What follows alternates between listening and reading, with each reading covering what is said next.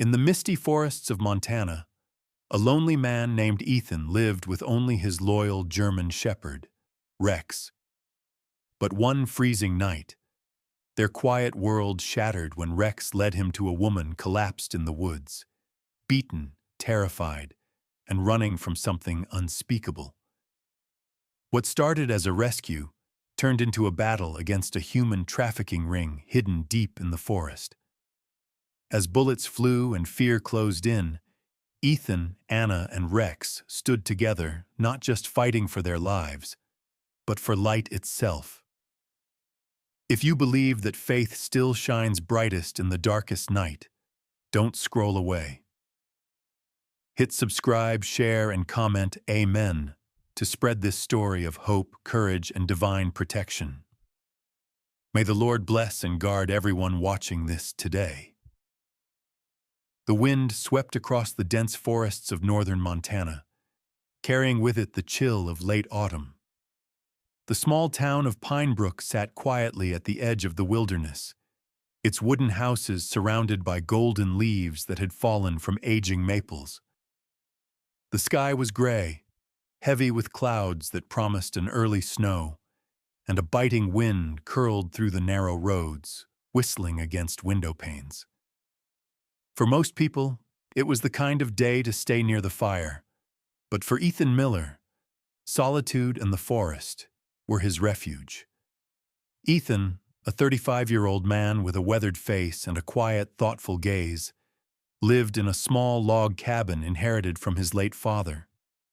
His dark brown hair had grown slightly messy, and a short beard framed his square jaw.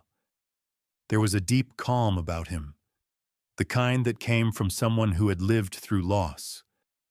Once a firefighter in Denver, Ethan had left the city after a tragic accident that claimed his partner's life during a rescue mission. Since then, he found peace in nature and in the loyal companionship of his dog, Rex. Rex, a 3-year-old German shepherd with a coat of black and tan fur and intelligent amber eyes, had been part of a rescue unit before Ethan adopted him.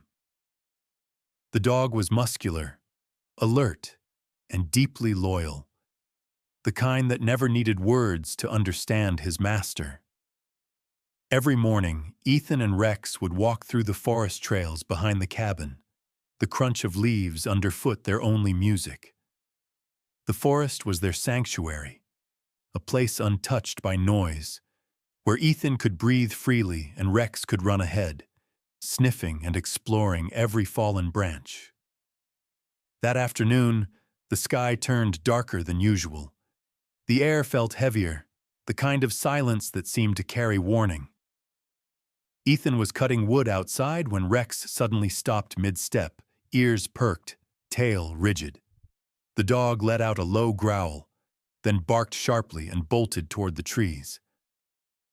Ethan called after him, but the barking only grew more frantic. He grabbed his jacket, slung his old flashlight into his pocket, and followed the sound into the woods. The deeper he went, the dimmer the light became. The smell of damp earth filled the air, and the wind pressed against his back like a cold hand. "Rex, come back, boy," Ethan's voice echoed faintly. The barks came from ahead, urgent now. Then, through the thick brush, he saw Rex circling something on the ground. When Ethan approached, his breath caught. Lying among the fallen leaves was a young woman, unconscious, her body trembling faintly. She couldn't have been more than 29.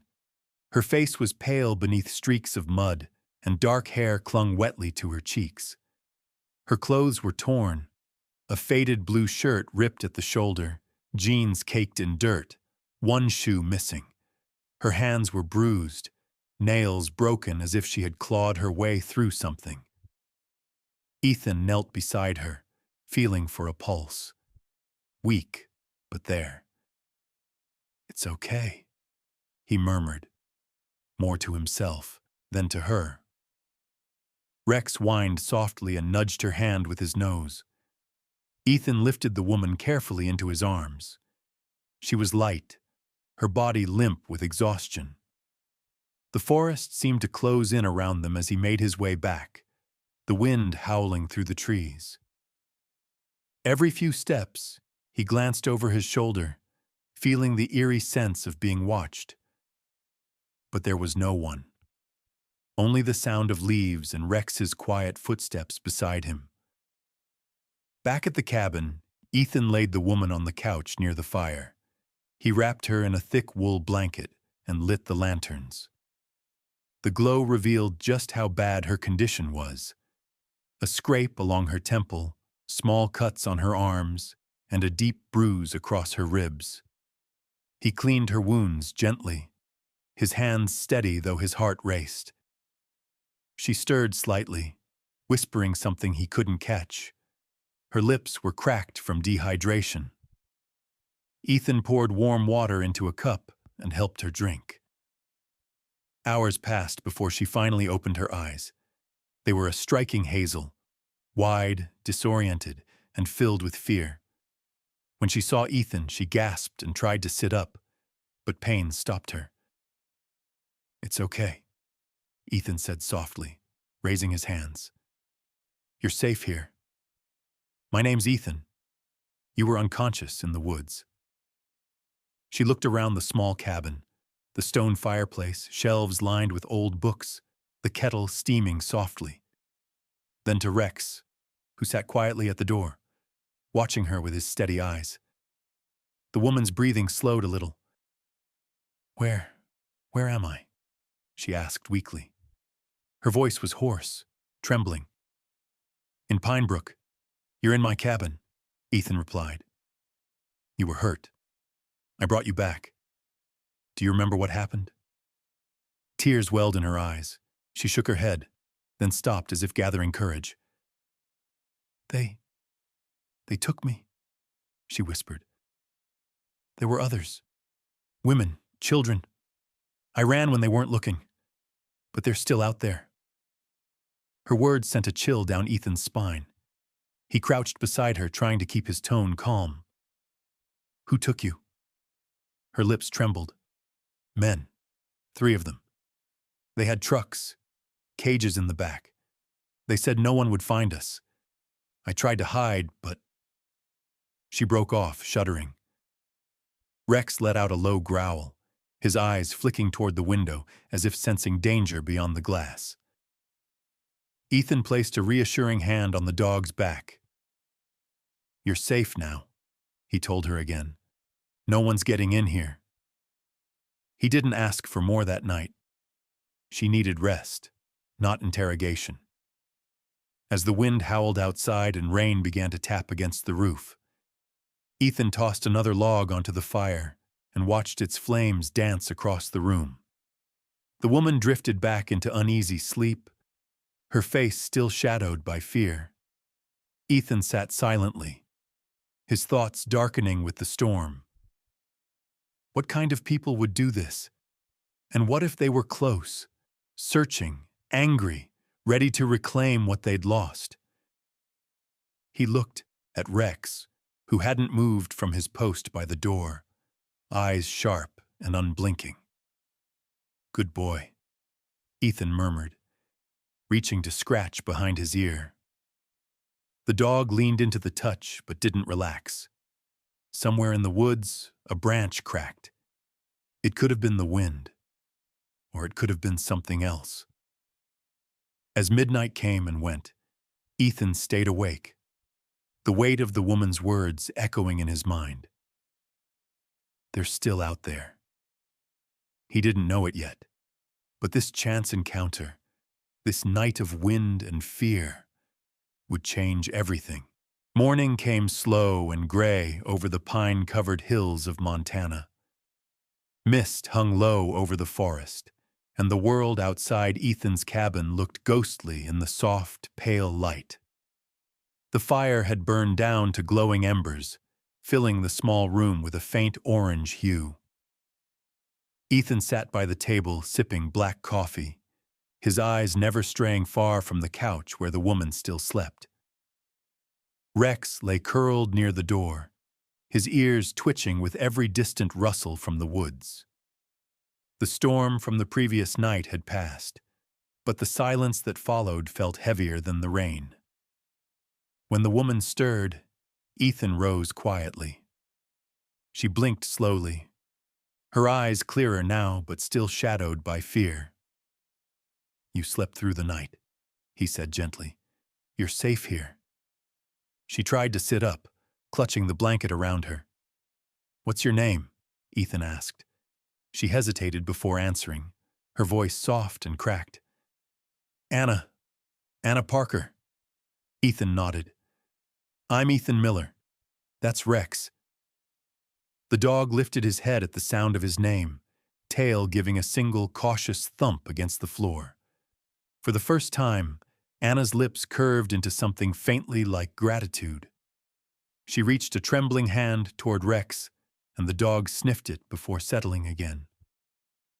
"He's beautiful," she whispered, "and smarter than most men I've met." Ethan almost smiled at that. Anna looked fragile yet strong in an unspoken way. Her face bore the marks of exhaustion, but beneath the dirt and bruises, she was striking. Her hazel eyes were steady when she spoke, her long dark hair tangled but still showing a soft sheen in the morning light. She seemed like someone who had once known peace, but had it torn away violently. "I didn't mean to trespass," she said. "I was just trying to survive." Ethan shook his head. "You don't have to apologize for that." He poured her a cup of warm tea and handed it to her. "You said something last night about other people." Her hands tightened around the cup. For a moment she didn't speak, only stared into the steam rising from the tea. Then she began, her words quiet, broken. "There were 6 of us. They took us from different places, gas stations, bus stops, anywhere we were alone. They blindfolded us and drove us for hours. I could tell we were still near the forest because I smelled pine. They kept us in a shack, tied up, hungry, cold." Her voice cracked. "I heard one of them say they'd move us farther north, where no one would find us." Ethan's jaw clenched. He had seen human cruelty before, but hearing it in Anna's voice made it real in a way that burned inside him. "How did you escape?" he asked. "There was a fight between them," Anna said. 2 men arguing about money. One went to get more fuel, and when they weren't looking, I ran. I didn't think. I just ran. I could hear them shouting behind me, the sound of their boots in the mud. Her breathing grew uneven, and she stopped talking, trembling as the memory resurfaced. Ethan moved closer but didn't touch her. "You did the right thing," he said quietly. "You got out." Anna nodded weakly, then whispered, "They'll come for me. They don't let anyone go." Outside, Rex suddenly stood, ears pricked, staring at the window. A low growl rumbled in his throat. Ethan turned sharply, his eyes narrowing. "What is it, boy?" The dog didn't move. His fur stood slightly on end. Ethan stepped to the window, but saw nothing beyond the mist, only shifting shapes of trees. Still, his instincts told him the same thing as Rex's. Something wasn't right. He turned back to Anna. "We should tell the sheriff," he said. "He's a good man. Been here 20 years. He'll know what to do." Anna shook her head fiercely. "No, you don't understand. They have people in town. I heard them talking about it. Said the police were paid to look the other way." Ethan frowned, the muscles in his jaw tightening. Sheriff Collins had always seemed decent, a tall man in his 50s with silver hair and a calm, fatherly presence. Could he really be part of something like that? Ethan didn't want to believe it, but he couldn't ignore Anna's fear either. He decided to wait, to watch first. "All right," he said slowly. "We won't go to the sheriff yet, but you're staying here for now. No one will touch you under this roof. Anna looked at him with cautious trust. Why are you helping me? She asked. Ethan paused. Because once, someone helped me when I didn't deserve it, he said, his voice low. He didn't explain. He didn't need to. The flicker of pain behind his eyes said enough. The rest of the morning passed quietly, though both of them remained alert. Ethan repaired the door latch, checked his rifle, and gathered dry firewood while Rex patrolled the perimeter. The dog's behavior was restless. Every few minutes he would stop, sniff the air, and glance toward the woods as if sensing movement beyond the fog. Anna helped where she could, though her hands still shook. By afternoon, the mist began to lift, revealing streaks of sunlight filtering through the trees. It should have felt peaceful, but the silence pressed heavy. Ethan set a plate of food in front of Anna. You need your strength, he said. She nodded, eating slowly, still glancing at the window every few bites. Then Rex barked again, short, sharp, alert. Ethan froze. Someone's out there, he muttered. He grabbed his rifle and stepped quietly onto the porch. The forest stretched out before him, calm and still. Only the sound of wind moving through the branches. Yet he knew Rex wouldn't bark for nothing. Ethan? Anna's voice trembled behind him. He turned back. It's fine, he said, though his eyes remained fixed on the trees. Probably a deer. But deep, down, both he and Rex knew better. As the sun began to sink, Ethan locked the door and added more wood to the fire. Anna sat silently, clutching the blanket close. Her gaze followed every flicker of shadow on the walls. The air in the cabin felt tighter with each passing minute. Outside, somewhere in the forest, a single twig snapped. Rex stood, growling low once more. Ethan's hand found the rifle again. The piece of pine brook was gone. Something unseen was drawing closer. The next morning, frost clung to the cabin's windows, and the forest beyond was painted in shades of silver and white. The cold felt sharper now, cutting through the quiet like a blade. Ethan stood by the doorway, fastening his worn leather jacket, the lines around his eyes deeper than before. He hadn't slept much. Neither had Anna. She sat at the table, staring at the steaming cup of tea she hadn't touched. Rex paced back and forth near the window, tail rigid, nose twitching at the faint scent of something in the wind. The unease from the previous night hadn't lifted. It had only settled deeper into their bones. Ethan finally spoke, breaking the silence. You said they kept you somewhere near the old stream, right? Anna looked up, her hazel eyes clouded with worry.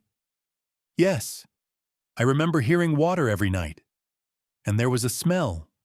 Oil, maybe diesel. They used generators. Ethan nodded. That narrows it down. There's only one logging route near the stream. If we move before noon, we might find something. Anna hesitated, her fingers gripping the edge of the table.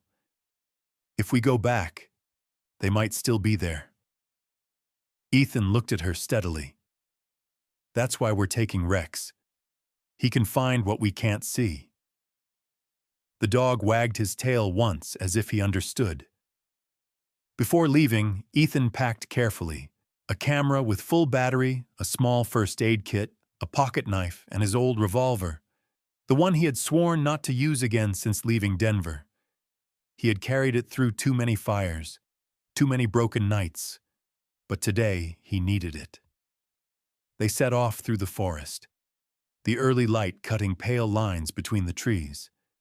The air smelled of pine and wet earth. Anna followed close behind Ethan, wrapped in his spare jacket that looked too big for her slender frame. Every so often she flinched at distant noises, a crow's caw, a branch snapping. Ethan noticed but said nothing. Rex led the way, his nose low to the ground, occasionally pausing to sniff the air. His thick fur shimmered faintly in the cold sunlight. He moved with purpose, each step confident, like a soldier following invisible tracks. After nearly an hour of walking, he stopped abruptly and let out a sharp bark. Ethan crouched beside him. The soil beneath their boots was disturbed. Tire tracks, half frozen in the mud. They were here, Ethan murmured. He followed the trail, careful not to make noise. The forest thickened, and soon the faint hum of a generator reached their ears. Through the trees, they saw it, a hidden camp, half concealed by tarps and dead branches. There were 2 trucks, one with metal cages welded to its bed. A small wooden shack stood nearby, smoke curling from its chimney. From inside came faint, muffled cries. Anna froze, tears forming in her eyes. "That's the place," she whispered. Ethan signaled her to stay low. He pulled out his camera, zooming in through the lens. The footage showed 2 men outside the shack, one tall, broad-shouldered, wearing a torn flannel shirt and a black beanie. The other shorter, thin, with a scar across his cheek. Both carried rifles. Ethan recognized the look in their eyes. Cold, calculating, the kind of men who saw people as property. "We can't take them alone," he whispered, "but we can expose them." He pressed the record button. The camera captured everything. The trucks, the cages, the armed guards, even the faint outline of women behind the wooden walls. A new voice cut through the air. "Get that generator fixed, Mike!" The voice belonged to a man stepping out of the shack, older, heavy-set, with a graying beard and a limp in his right leg. He wore a long brown coat and smoked a cigar, his posture radiating authority. His name, as Ethan would later learn, was Rick Halper, the ringleader of the operation. A man once employed by a private security company, fired for brutality, now using his training for something far darker. Anna's hand trembled as she pointed at him. "That's him." Ethan nodded grimly, recording every detail. When he had enough, he motioned for her to retreat. They moved silently back through the trees until they reached a safe distance. Ethan knelt by a fallen log, pulled out his phone, and attached the camera's memory card. He typed a short message to Sheriff Collins. "Evidence of human trafficking. Sending coordinates now." Then he paused, remembering Anna's warning about corruption. Still, he had no choice. The reply came within minutes. "Stay where you are. I'm coming." Ethan's stomach tightened. He didn't like how quickly the sheriff had answered. Still, he didn't tell Anna. They waited near a clearing, hidden from view. The forest felt eerily silent except for the wind. Rex's ears twitched first. He let out a low growl. Moments later, the distant sound of engines reached them, more than one. Ethan looked up to see 2 black SUVs approaching the camp from the opposite side. Armed men poured out, shouting orders, then gunfire, short, sharp bursts. Anna gasped and covered her mouth. Through the trees, Ethan could see uniformed officers, real deputies, storming the camp, cutting chains, pulling women to safety. Rick Halper tried to flee but was tackled by 2 men. The operation was over within minutes. Ethan exhaled slowly, lowering his camera. Anna collapsed to her knees, sobbing softly. Rex pressed his head against her arm, whining gently. For the first time in days, she felt safe. As sirens echoed through the valley, Ethan looked toward the rising sun breaking through the mist. For all the darkness he'd seen, there was still light. Faint, fragile, but real. 3 nights had passed since the rescue in the woods. The small town of Pinebrook seemed quieter than ever, But to Ethan, silence no longer meant peace. It was the kind of quiet that came before something broke. The news had spread quickly. Local headlines praised the bravery of the anonymous man and his dog who helped uncover a trafficking ring. But Ethan knew too well that the story wasn't over. Evil didn't fade just because it had been caught on camera. Anna stayed in his cabin during those days, recovering slowly.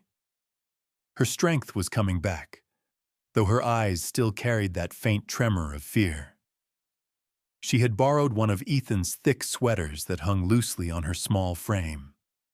Her dark hair was now clean, falling over her shoulders, and though her face had softened with rest, she still flinched whenever a car passed by on the distant road. Rex rarely left her side. The German Shepherd had grown protective, always sleeping near the door or the foot of her bed. That evening, a heavy fog rolled in from the valley. The forest disappeared into a curtain of white. Ethan stood outside stacking firewood, the axe thudding rhythmically against the stump. The air smelled of wet pine. When he finished, he glanced toward the tree line and frowned. Rex was standing stiffly near the porch, staring into the fog, a low rumble building in his chest. "What is it, boy?" Ethan asked, wiping his hands. The dog didn't move, his ears sharp and tail rigid. Then, from somewhere deep in the mist, came a faint crunch of footsteps. Ethan's instincts kicked in. He grabbed the rifle from the cabin wall and signaled Anna to stay inside. "Lock the back door," he whispered. She hesitated. "Is it them?" He didn't answer, but the look in his eyes told her enough. She nodded and disappeared into the kitchen, heart pounding. Two figures emerged from the fog, moving with caution. They weren't wearing uniforms. The first man was tall and burly, a shaved head glinting faintly in the lamplight, his face lined with scars and rage. His name was Cole Tanner, Rick Halper's second in command, one of the few who escaped during the police raid. Cole was a brutal man in his late 30s, once a lumberjack before turning to crime. His hands were calloused, his right eye slightly clouded from an old injury. He was known among the group for his temper and his belief in revenge as a kind of justice. The man beside him was younger, barely 30, thin with nervous eyes darting around the clearing. His name was Danny Ruiz, a drifter from Arizona who had joined Halper's gang out of desperation. His scruffy beard and trembling hands gave him away as someone who didn't truly belong in violence, but was trapped in it nonetheless. Cole raised his voice, his tone low and threatening. "You think you can ruin everything we built and just hide here, Miller?" Ethan didn't reply. He aimed his rifle slightly downward, ready but calm. Rex stood in front of him, teeth bared. "Walk away, Cole," Ethan said. "You've already lost." Cole sneered, stepping closer. "I lost friends. You took everything from me. So now I take something from you." His gaze flicked toward the cabin window where Anna's silhouette was faintly visible through the curtain. Before Ethan could react, Cole fired. The shot grazed Ethan's shoulder, spinning him slightly. Rex barked furiously, lunging forward. Danny hesitated, raising his weapon but not firing. His hands shook too much. Ethan ducked behind the porch beam, pain burning across his arm. He fired once in return, the bullet striking a tree near Cole's head. "Get in the woods!" Cole shouted, dragging Danny behind him as they disappeared into the fog. Rex barked, looking back at Ethan. "Go!" Ethan commanded. The dog bolted into the mist, his powerful legs cutting through the underbrush. Ethan followed, gripping his bleeding arm. The forest was a blur of white and shadow. Rex's barking echoed ahead, guiding him like a compass. Through the haze, Ethan caught glimpses of movement. Cole's dark coat, the glint of a gun barrel. The fog made everything feel close, suffocating. Rex leapt from the side, tackling Danny to the ground. The younger man screamed, dropping his gun. Ethan reached them moments later, kicking the weapon aside. "Stay down!" he shouted. Danny, terrified, held up his hands. "I didn't want this. It's him. He made me come." Before Ethan could answer, Cole appeared behind a fallen log and fired again. The shot whistled past Ethan's head. Rex growled and lunged, forcing Cole to stumble backward. The man swung his rifle like a club, striking Rex across the side, but the dog held firm, teeth sinking into Cole's coat. Ethan fired once more, hitting Cole in the leg. The man collapsed with a curse, blood spreading across his jeans. Ethan approached slowly, gun raised. Cole spat into the dirt, his eyes burning with hatred. "You think this ends with me? There's always more." "Maybe," Ethan said coldly, "but not tonight." Sirens wailed faintly in the distance. Someone must have heard the gunfire. Ethan lowered his weapon, breathing heavily. Rex limped slightly but wagged his tail, pressing against Ethan's good arm. Danny lay on the ground, shaking, muttering apologies through tears. Minutes later, flashing lights cut through the fog. Sheriff Collins stepped out of his cruiser, face grim. 2 deputies followed, handcuffing Cole and Danny. The sheriff approached Ethan, eyes flicking to his wound. "You all right, son?" "I'll live," Ethan said simply. He glanced toward Anna, who stood at the cabin doorway, her face pale but steady. She ran toward them, falling to her knees beside Rex, wrapping her arms around the dog's neck. The German shepherd licked her hand softly, his eyes calm again. As the sheriff's men loaded the criminals into the car, the fog began to lift, revealing the first faint light of dawn. Ethan stood beside Anna, the 2 of them silent, their breaths visible in the cold air. They had survived the night. Winter arrived quietly in Pine Brook. The air had turned crisp, and thin flakes of snow drifted lazily over the rooftops. Weeks had passed since the fog-shrouded night when Ethan and Rex stopped the last of Rick Halper's men.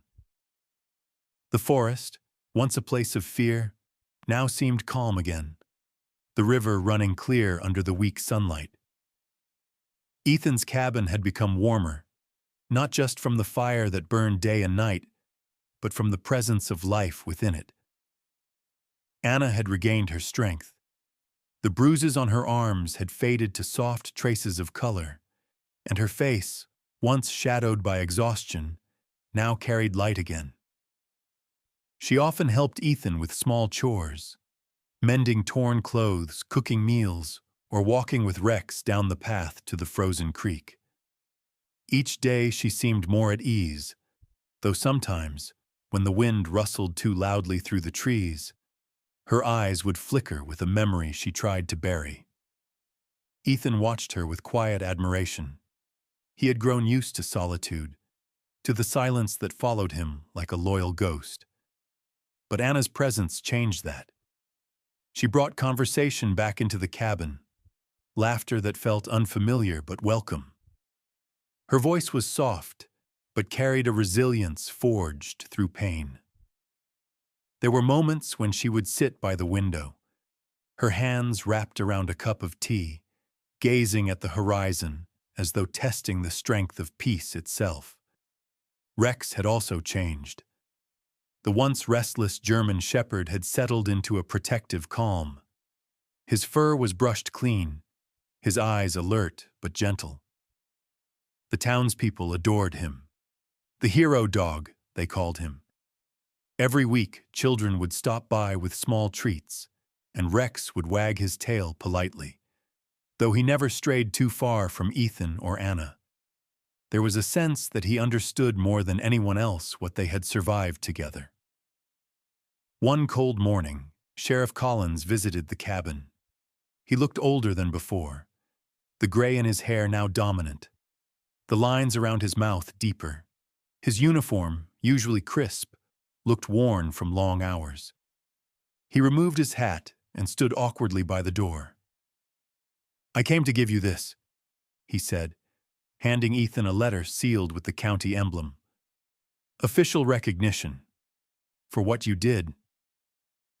Ethan opened it slowly, a certificate of commendation, naming him and Rex as civilian partners who aided law enforcement in the rescue of trafficking victims. "I don't need this," Ethan said quietly. Collins nodded, his tone soft. "Maybe not, but others need to see it, to know good still exists." His eyes shifted to Anna. "There's a program in town, helping survivors find housing, work, therapy. They could use someone like you, Miss Parker." Anna smiled faintly, brushing a strand of hair behind her ear. "I'd like that," she said. "I can't erase what happened, but maybe I can help others rebuild." The sheriff tipped his hat, a rare warmth in his eyes. "Then Pinebrook's lucky to have you, both." When he left, the sound of his truck faded into the distance, leaving only the soft whisper of the forest. Days turned into weeks. Anna began volunteering at the local community center, a small red brick building run by Margaret Hensley, a retired nurse in her 60s with short gray hair and a heart as big as the Montana sky. Margaret was kind but firm, her blue eyes sharp behind round spectacles. She welcomed Anna with open arms, showing her how to organize supplies, comfort new arrivals, and help women seeking a safe place to sleep. "You've been through the fire," Margaret told her one afternoon. "That means you're the one who can walk others out of it." Ethan often stopped by with Rex, carrying boxes of donated blankets or food. Though he never stayed long, he always left with a small smile after seeing Anna laugh with the women she helped. Slowly, the man who once avoided people began finding his place among them again. As winter deepened, Pinebrook held a small ceremony in the town square. The mayor, a stocky man with kind eyes named Harold Grayson, presented Ethan and Rex with medals for their bravery. The crowd clapped as Rex barked proudly, the medal glinting against his collar. Anna stood beside them, her eyes shining. For once, Ethan didn't shy away from the attention. He simply looked at the faces around him and realized how far they had come from that dark night in the woods. When the ceremony ended, Ethan and Anna walked home along the forest path, Rex trotting ahead, his paws crunching softly against the snow. The sun was sinking behind the trees, its golden light filtering through the branches. Anna looked at Ethan. "Do you ever think about leaving this place?" she asked. Ethan shook his head. "Not anymore. I used to think running away from the past would bring peace. But sometimes peace finds you when you stop running." Anna smiled, her breath forming small clouds in the cold air. "Then maybe we both stopped running at the same time." Rex barked once, as if agreeing, circling around them before sitting at Ethan's feet. Together they stood watching the sun dip below the horizon, the world wrapped in the stillness of early evening. For the first time in a long while, Ethan felt the weight lift from his chest. The forest that had once been a place of fear now felt like home again. Sometimes, miracles don't come in flashes of thunder or heavenly voices. They arrive quietly, through the kindness of a stranger, the courage of a wounded heart, or the loyalty of a faithful friend like Rex. In the darkest corners of the forest, Ethan and Anna found more than survival. They found grace. It was as if God himself had sent a whisper into their despair. "You are not alone." Life often feels like that forest, cold, uncertain, filled with shadows. But somewhere between fear and faith, light always finds a way through the trees. Every act of compassion, every hand reaching out, every prayer whispered in the night. Those are small miracles, too. Maybe you've walked through your own darkness, or maybe you're helping someone else find their way out. Either way, remember, God's love doesn't always appear in grand gestures. Sometimes it shines through the quiet bravery of ordinary people. So if this story touched your heart, take a moment to share it. You might remind someone that hope still lives. Leave a comment about the miracle you've seen in your own life, big or small. And if you believe that light still conquers darkness, subscribe to our channel and walk with us through more stories of faith, love, and second chances. May God bless and protect you, and may His light guide every step you take, through every storm, every sorrow, and every new morning.